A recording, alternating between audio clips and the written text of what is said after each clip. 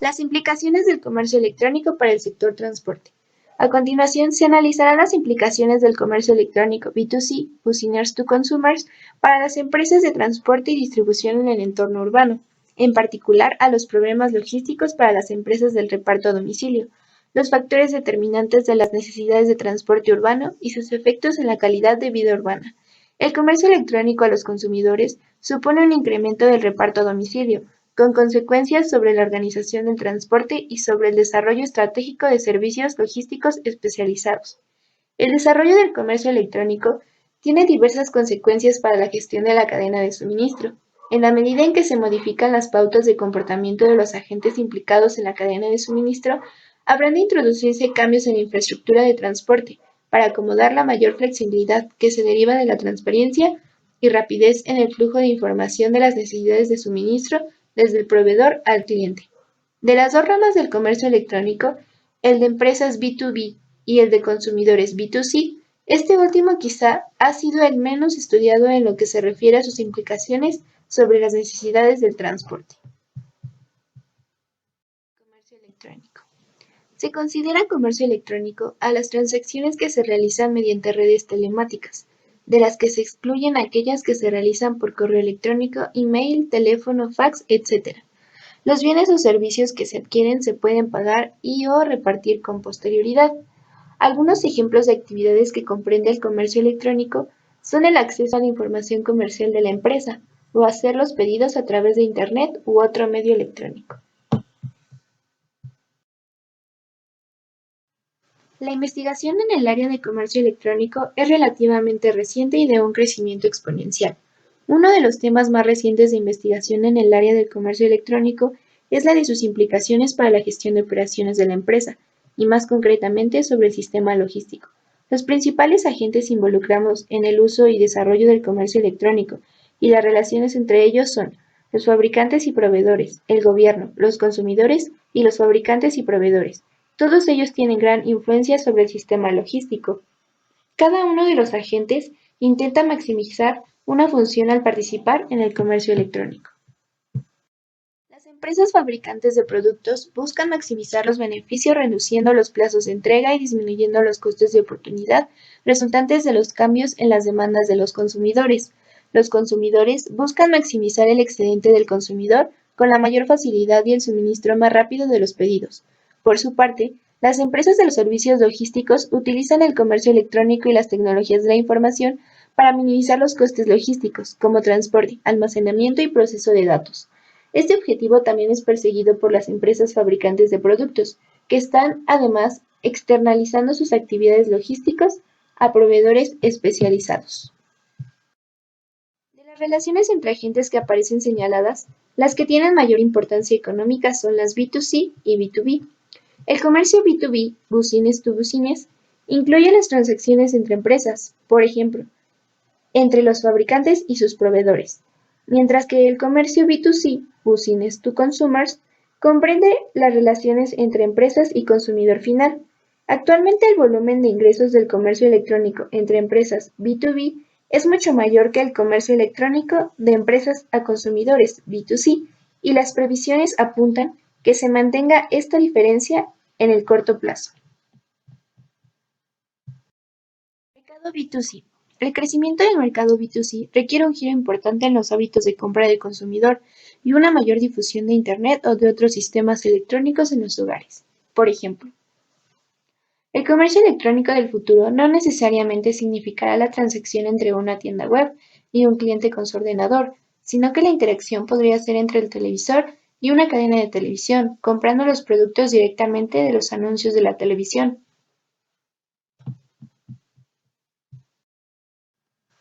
Internet ofrece muchas oportunidades, pero para que se convierta en un gran canal global de ventas, existen distintos requisitos que se deben de satisfacer, como por ejemplo, deben disponerse de todas las infraestructuras básicas, incluida la logística. Los clientes y las empresas han de estar conectados a Internet. Los sitios web deben ser multilingües. El uso de Internet debe abaratarse. Mayor seguridad y privacidad en las transacciones monetarias. Mayor velocidad de acceso en las comunicaciones a Internet y el desarrollo de estándares internacionales. La madurez del comercio electrónico varía según los distintos sectores o productos. Las necesidades logísticas dependerán del tipo de servicio de suministro que se ofrezca, estrictamente local como una pizzería, nacional como flores o mundial como libros o CDs. El impacto de un suministro incorrecto en los consumidores puede ser muy perjudicial para la imagen de la empresa y sus ventas futuras, pero también para el comercio electrónico en general. Por eso, es posible que el suministro al consumidor de productos que puedan hacer uso de los canales de distribución existentes tengan un mayor éxito, al menos a corto plazo, que aquellos que requieran la creación de nuevos canales de distribución específicos para esos productos.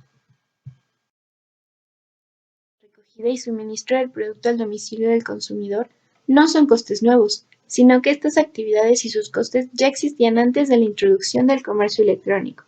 Es posible, en algunos casos, que el valor de estos costes en manos de la empresa del comercio electrónico sea más bajo que cuando las actividades las realiza el propio consumidor, teniendo en cuenta el coste de oportunidad del tiempo para algunas personas.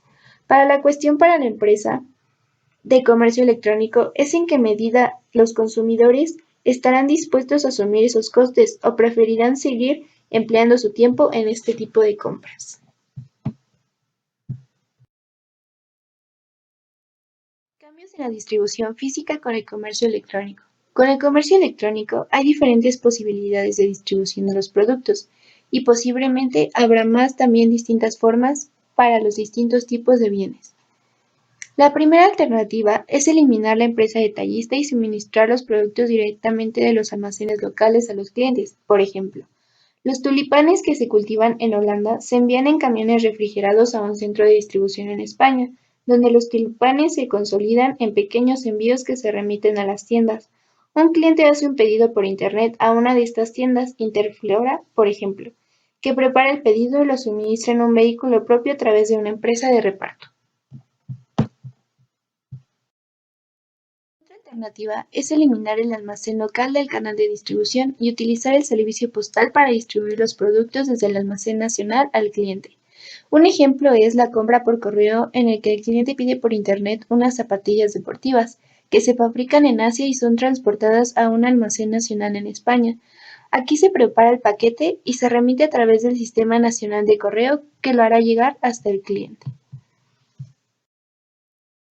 Una tercera alternativa es remitir los productos al cliente desde el almacén nacional de distribución, pero utilizando un sistema directo de transporte de mercancías. Un ejemplo sería la librería virtual Amazon.com, que comenzaron su negocio vendiendo libros directamente desde la compañía editorial, aunque después han cambiado su estrategia logística y han construido almacenes para reducir el plazo de entrega a los clientes. Cada una de estas estrategias de distribución, posibilitadas por el comercio electrónico, producen cambios en la gestión de la cadena de suministro, tanto en la forma en que los productos se distribuyen del fabricante al cliente, como en el tratamiento de la información a lo largo de dicha cadena. Internet y otras tecnologías de la información y las comunicaciones, como teléfonos móviles, intranets, sistemas inteligentes de transporte, etc., posibilitan una mayor transparencia y rapidez en el conocimiento de los niveles de existencias y otro tipo de información de las organizaciones involucradas en la cadena de suministro. Como consecuencia, es de esperar que se reduzcan los niveles de inventarios que hayan de mantener las empresas en la cadena de suministro, consiguiendo de esta forma ahorros en inversiones y costos de funcionamientos necesarios. Ok, a continuación pasaremos con el impacto del comercio electrónico en el transporte y distribución de mercancías. Este impacto lo podemos ver reflejado dentro de nuestro sistema logístico, en este caso con enfoque urbano, y lo vamos a ver en tres áreas a destacar, que es el propio e-commerce, la logística que lleva y su gestión de flotas.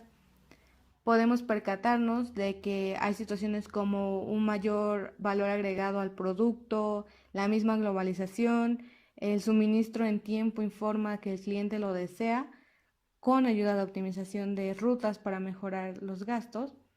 Se ven reflejados directamente en el tamaño de carga, el kilometraje del vehículo y por supuesto el kilometraje que se encuentra en la ciudad. Este impacto se ve reflejado en dos puntos. El primero, la eliminación de interacción entre el propio consumidor y el fabricante o proveedor del servicio que se quiera adquirir. Esto dado a que el cliente o el consumidor ya no requiere ir a la tienda o acudir al centro para poder satisfacer su necesidad. Nos lleva al segundo punto, donde la logística ahora es el único eslabón físico organizado por el vendedor para llegar hasta el cliente.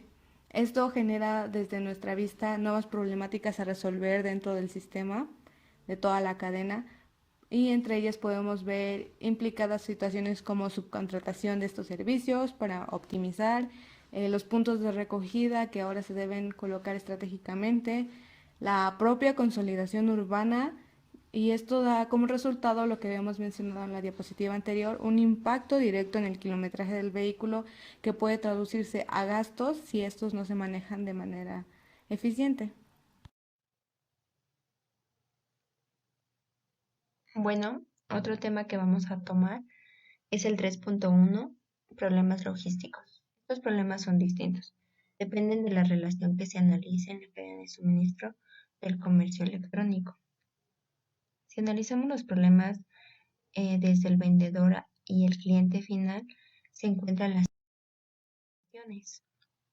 ¿Dónde ha de almacenarse el producto? ¿Dónde y cuándo tienen que entregarse el producto? ¿Quién realiza el suministro, el vendedor o un proveedor de servicios logísticos? ¿Han de cargarse los costos de suministro por separado o deben incluirse en el precio del producto? También se tienen cuestiones planteadas desde la propia empresa de comercio electrónico.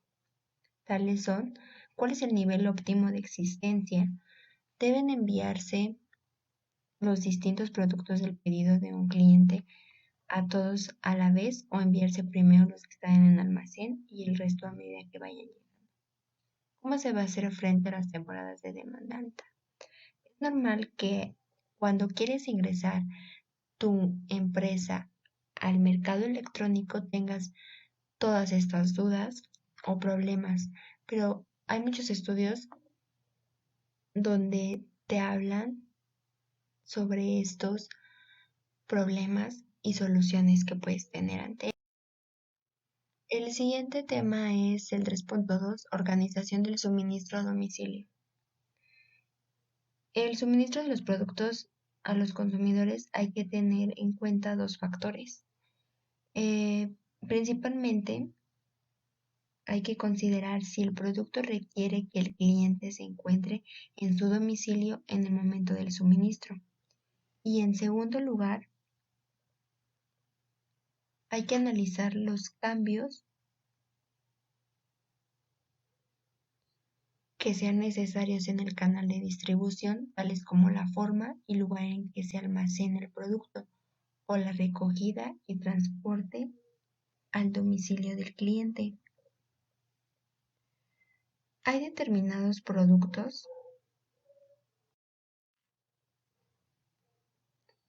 para los que en realidad no es necesario el suministro físico del producto, ya que pueden descargarse directamente en el ordenador desde la web del proveedor, perdón. Tales productos son como software o canciones. Por otros muchos productos ya existen canales de distribución como por ejemplo los libros que se compran en internet y se distribuyen utilizando los servicios de correos y de transporte de mercancía ya existentes. También existen los productos cuya distribución no experimenta cambios esenciales porque se experimentan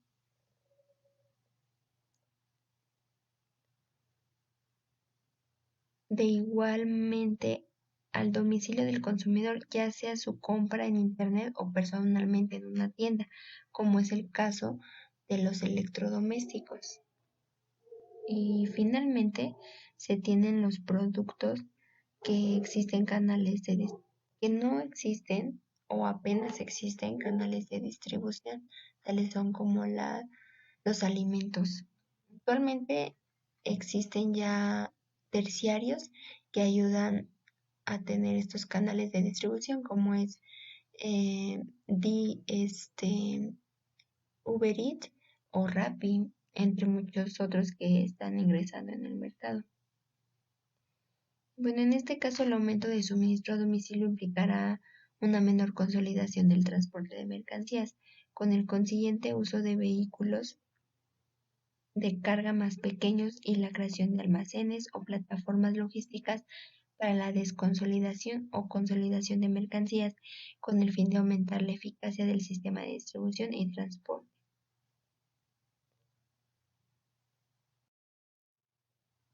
Bueno, para la mayoría de los productos, el número de depósitos, plataformas de almacenamiento y otros puntos logísticos dependen de diversos factores, tales como son el nivel de demanda que se tiene ante ese producto, el grado de dispersión geográfica de la población, el tamaño del país y la escala nacional o internacional de las operaciones. En algunos casos podría aprovecharse la infraestructura existentes en el negocio no virtual para gestionar los pedidos y centralizar la distribución, pero en otros casos será más eficiente crear nuevos centros.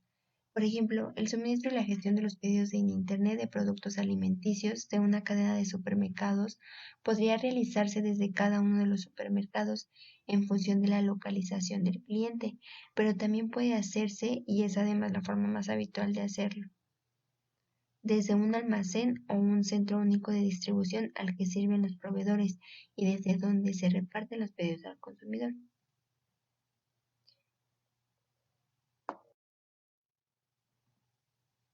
Lo siguiente es la planificación de suministros. En función si es necesario que el consumidor se encuentre en casa o no. Si hace falta que el consumidor esté en su domicilio, la planificación tiene que ser más detallada.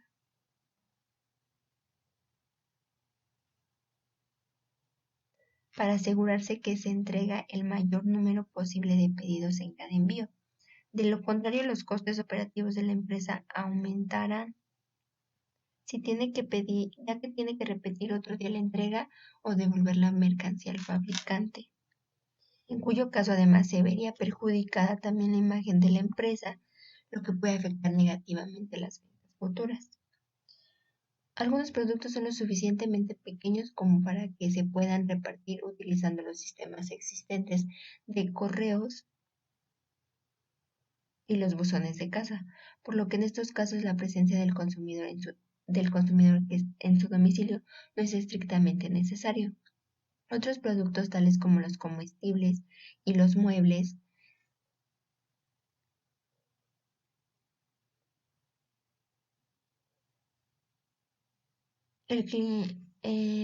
se darán previas indicaciones del cliente de a qué hora y día se va a encontrar en su domicilio, por lo que el porcentaje de entregas en estos productos es bastante alto.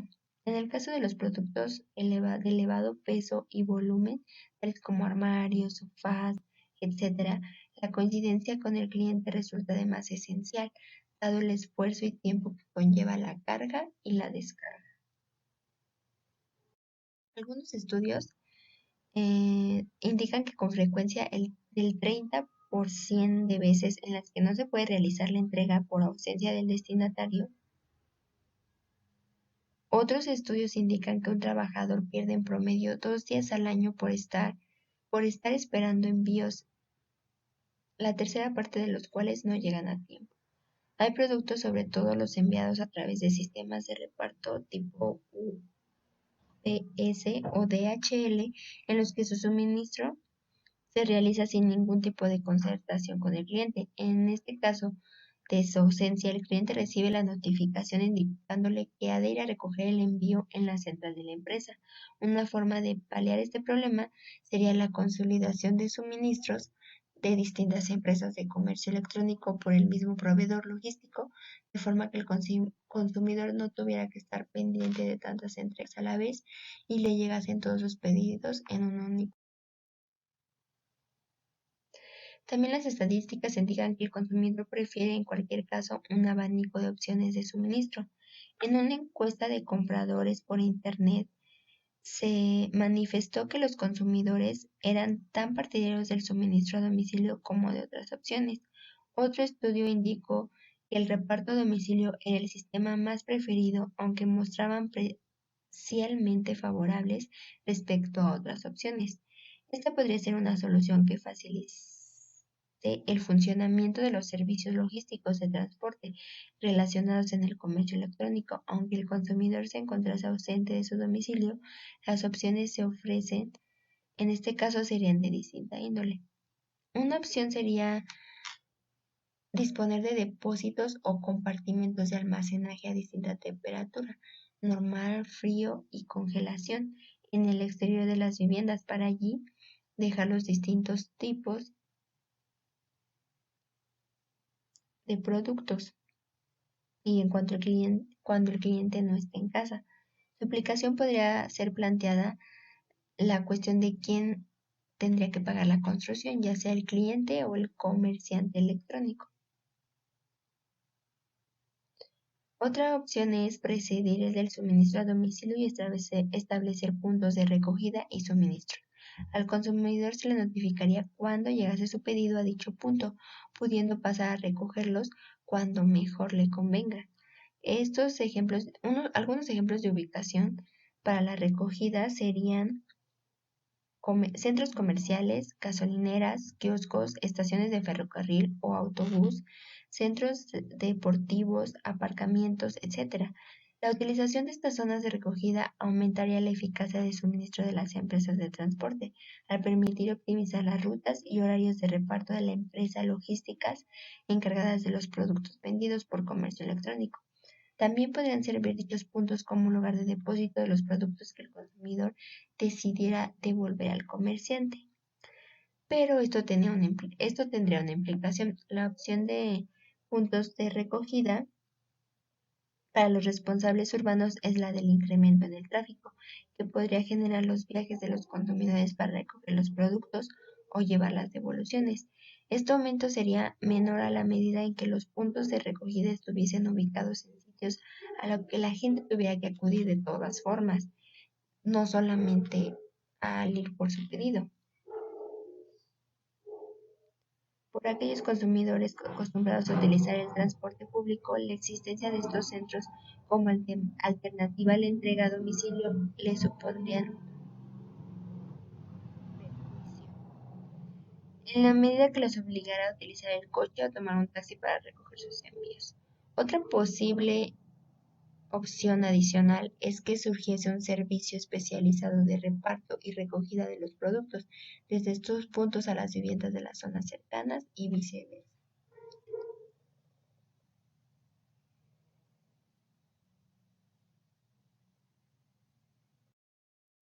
Factores determinantes de las necesidades de transporte humano. El transporte urbano puede ser definido de varias formas, siendo estos interdependientes entre sí.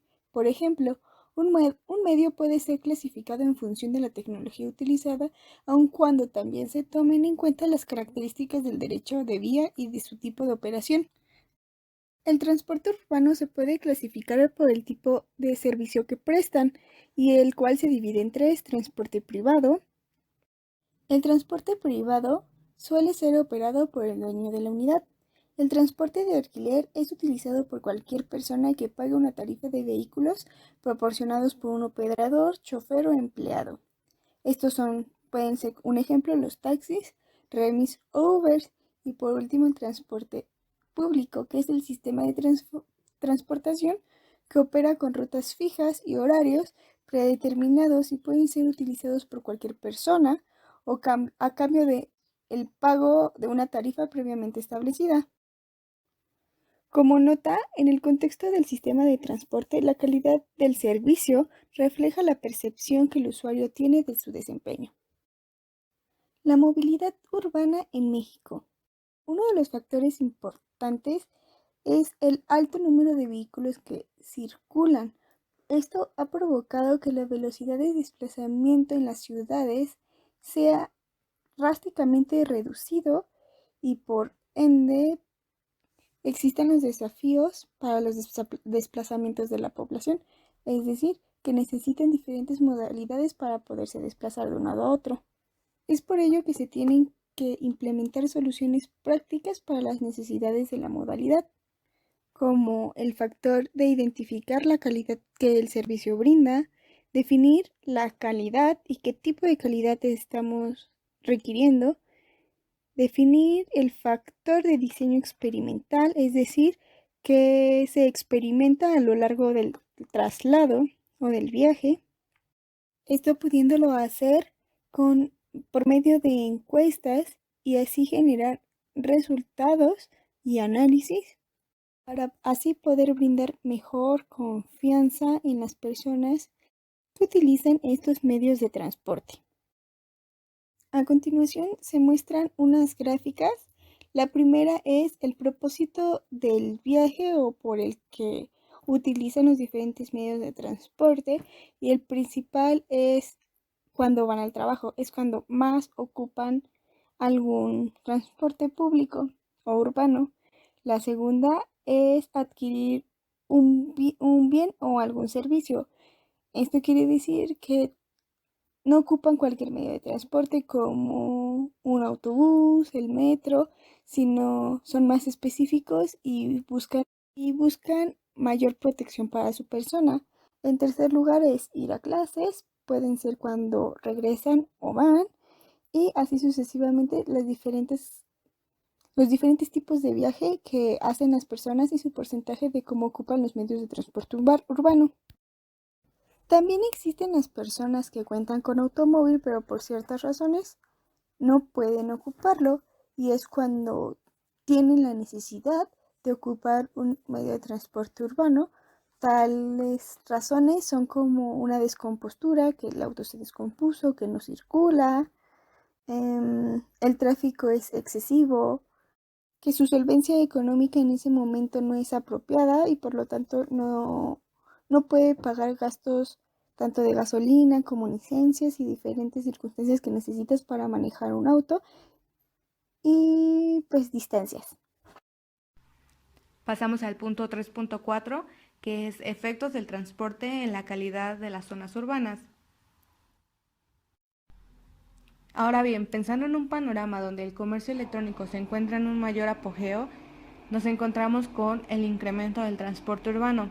Como toda nueva aplicación, trae consigo consecuencias, en este caso repercusiones en dos ámbitos del desarrollo humano, que son los medioambientales y sociales. Esto va relacionado principalmente con los siguientes tres aspectos. El primero es el tráfico, más específico el tráfico en zonas residenciales. Esto debido a que los vehículos de reparto dependen de algunas variables establecidas en esos lugares, pero su incremento en el tráfico traerá consigo siempre las mismas que en otros métodos de transporte, como son la contaminación atmosférica, la contaminación acústica, los riesgos de accidentes, entre otros. Pasando a la siguiente problemática es la hora de entrega. Aquí mencionamos los horarios con mayores dificultades de aparcamiento, que son las primeras horas de la mañana en un horario de 7 a 9 y media y las últimas horas de la tarde, porque es cuando se encuentran ahí los automóviles de los residentes. No obstante, de acuerdo a investigaciones, el intervalo preferido del consumidor para estar constantemente recibiendo pedidos es en un horario de 6 a 8 de la tarde durante todos los días laborales de la semana. Pero aquí la dificultad que se presenta es el aparcamiento de estos vehículos de reparto, pues se debe que hay más lugares ocupados, debe de dar más vueltas, y esto trae consigo pues más ruido, más contaminación, riesgo de atropellos, y también nos da otras situaciones como que son más alejados de la vivienda y alargan este tiempo de entrega.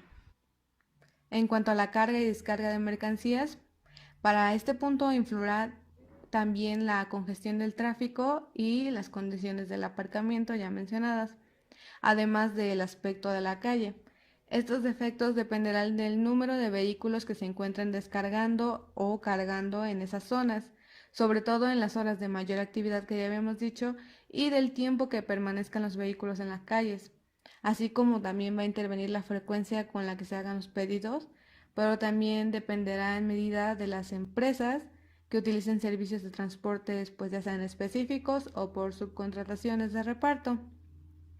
En cuanto al área de los envíos pequeños, aquí los paquetes que han de estar disponibles deben ser lo antes posible para que el consumidor siga adquiriendo este tipo de productos en las empresas. En conclusión, las consideraciones que se han estudiado hasta ahora en relación con las implicaciones del comercio electrónico y la logística dentro de un aspecto urbano también tienen sus consecuencias no solo en los ámbitos que habíamos mencionado, sino en las políticas públicas del transporte. Como conclusión, el presente trabajo se ha reportado por un lado el proceso de identificación de los factores principales que determinan la calidad del servicio del transporte urbano y por otro lado la aplicación de los modelos de utilidad aleatorias de elección discreta para moderarlos y valorarlos mediante preferencias declaradas de los usuarios en un correo de servicio urbano, como es la gestión delgada de las tarifas fijas y la evaluación de la competencia en calidad. Los atributos cuantitativos que el servicio como un costo y un tiempo de viaje también se consideran, siendo el primero el que en términos relativos tiene mayor efecto en la especificación y la utilidad en la que se ocupan los diferentes tipos de transportes. Multicanalidad, cross-channel y omnicanalidad. Ahora continuaremos con el tema de multicanalidad, cross-channel y omnicanalidad. Estos tres términos no son sinónimos. A continuación, enunciaremos sus conceptos. Un multicanal hace referencia a la variedad de canales no integrados mediante los que una empresa puede interactuar con sus clientes. Algunas características de estos son que el canal es gestionado por equipos diferentes, tiene objetivos y productos diferentes, con planes comerciales y de marketing independientes y además tienen poca o nula conexión entre canales. En cuanto al cross-channel, todos los canales están sincronizados entre sí y permiten al cliente interactuar con la marca indistintamente del canal que éste esté utilizando. Ahora, en el enfoque omnicanal, no hay canales diferentes, sino un único canal de venta que se materializa sobre diferentes soportes logísticos y físicos. Esta tendencia persigue que el cliente viva una experiencia de usuario única y uniforme. En lo que se refiere a una experiencia de usuario omnichannel, requiere, entre otras cosas, visibilidad completa y exacta de los stocks en cualquier lugar de la supply chain, disponibilidad instantánea de los artículos para el cliente independientemente de donde se encuentren, posibilidad de realizar la compra a través de medios y soportes diferentes con una experiencia de usuario personalizada y única, recibir el producto donde, cuándo y cómo decida el cliente, facilitar la gestión de la logística inversa sin considerar cómo se ha hecho la compra de manera más eficiente y cómoda para el cliente. Importancia de la atención al cliente omnicanal. Los avances tecnológicos están propiciando muchos cambios en los hábitos de consumo de los clientes, pues estos cada vez se encuentran más informados y utilizan diferentes dispositivos para su compra. En este sentido, las empresas tienen que adaptar la forma de relacionarse con los clientes.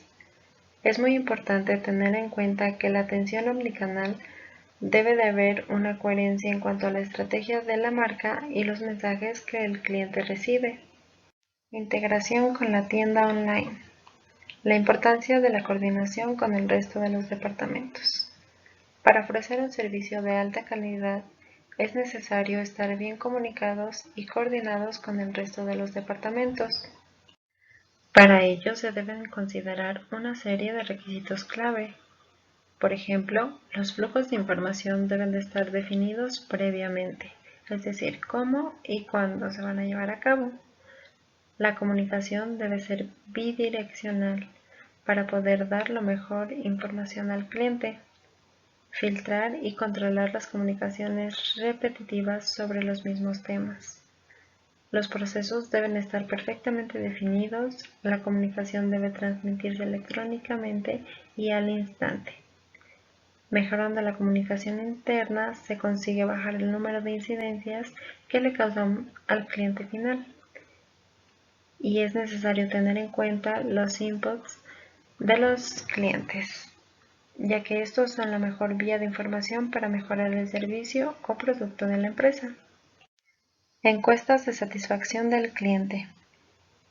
Partiendo de la información previamente desarrollada y tomando en cuenta el entorno actual, se hace evidente la necesidad de habilitar canales y procesos que midan el grado de satisfacción de los clientes.